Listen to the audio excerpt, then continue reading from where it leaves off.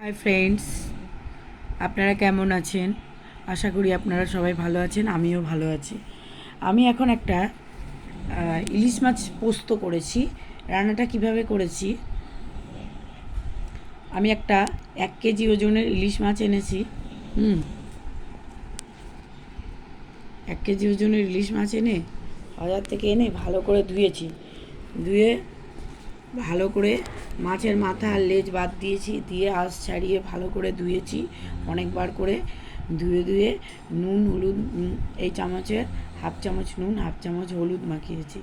মাখিয়ে আমি এই চামচটার 1 চামচ পোস্ত বাটা দিয়েছি, 1 চামচ কাজু বাদাম বাটা দিয়েছি, হ্যাঁ, 1 চামচ টক দই দিয়েছি, 1 চামচ কাঁচা লঙ্কা বাটা দিয়েছি।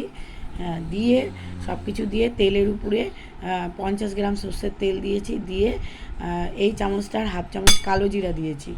দিয়ে মশলাগুলো ওই সবগুলো একটুখানি হালকা জাস্ট একটু তো কড়াইতে দিয়ে হালকা নাড়বো, নেড়ে মাছগুলোকে দিয়েছি। দিয়ে 250 গ্রামের মতন গরম জল দিয়েছি। দিয়ে মাছটা দিয়ে টকবক করে ফুটবে, নামিয়ে নিয়েছি। আর আমি 5টা কাঁচা লঙ্কা চিড়ে দিয়েছি। এভাবে রান্না করে দেখবেন, রান্না ভীষণ ভীষণ টেস্ট হয়, খুবই টেস্ট হয়।